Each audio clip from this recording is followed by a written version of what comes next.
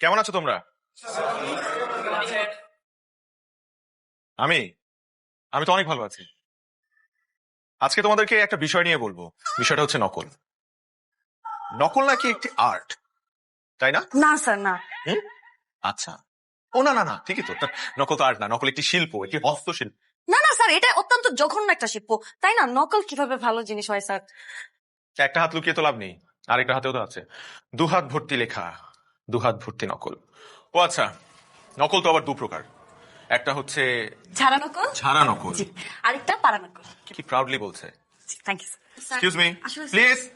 এই যে হাতে করে নকল লিখে এনেছে। হ্যাঁ, এবং এটা নাকি একটি আর্টের পর্যায়ে পড়ে। শুধু ডান হাতেই না, বাম হাতেও আছে, দু হাতেই সে নকল করে নিয়ে এসছে। Is this legal? No sir.